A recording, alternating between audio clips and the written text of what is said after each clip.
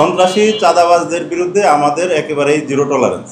সন্ত্রাসী চাঁদাবাজি আমরা আমাদের এলাকায় হতে দেব না। কে হুমকি দিল, কে কি বলল, এটা আমি কোনোভাবে পরোয়া করি না। স্বরাষ্ট্র উপদেষ্টা মহোদয় থানা পরিদর্শনে এসেছিলেন।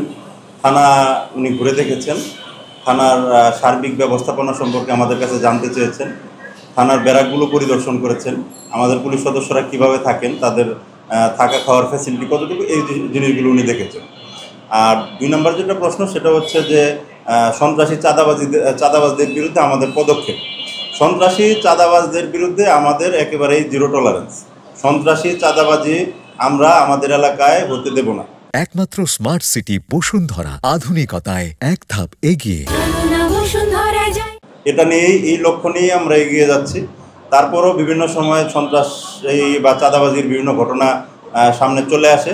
আমরা প্রত্যেকটি ঘটনা অ্যাড্রেস করে সাথে সাথে অ্যাকশনে যাই এবং এই বিষয়গুলো নিয়ে অনেকগুলো মামলা হয়েছে। মামলায় আমরা অনেক আসামি গ্রেফতার করেছি। তো সন্ত্রাসী চাঁদাবাজির যে কোনো ঘটনা আমাদের কাছে আসলে আমরা তাৎক্ষণিক ব্যবস্থা নিচ্ছি এবং মামলা করে আসামি গ্রেফতার করছি। না, স্বরাষ্ট্র উপদেষ্টা মহোদয় থানা পরিদর্শনে এসেছিলেন, তিনি থানার ওয়েলফেয়ারগুলো দেখেছেন, সার্বিক আইন শৃঙ্খলা বিষয়ে উনি আমাদের নির্দেশনা দিয়েছেন, আমরা তার নির্দেশনা শুনেছি। প্রোঅ্যাক্টিভলি আলাদা ব্যবস্থা নিচ্ছি, যেমন প্রত্যেকটি থানা এলাকায় আমাদের পেট্রোল টিম যেভাবে কাজ করছে, টহল টিম, চেকপোস্ট কার্যক্রম চলমান আছে।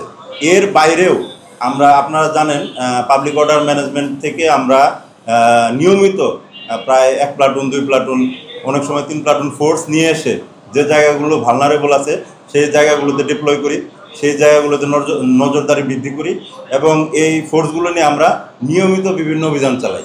মাদক বিরোধী অভিযান হোক বা চাঁদাবাজ বিরোধী অভিযান হোক, এই অতিরিক্ত ফোর্স নিয়ে আমরা এই অভিযানগুলো চালাই এবং এই অভিযানের কারণে আমাদের কিছু সাফল্যও আছে। তো সেগুলো বিভিন্ন ডাটাতে আপনারা দেখতে পাবেন। আমার কাজটা হচ্ছে আমার ব্যক্তিগত কোনো কাজ না, এটা রাষ্ট্রীয় কাজ। রাষ্ট্র আমাকে এই দায়িত্বই দিয়েছে।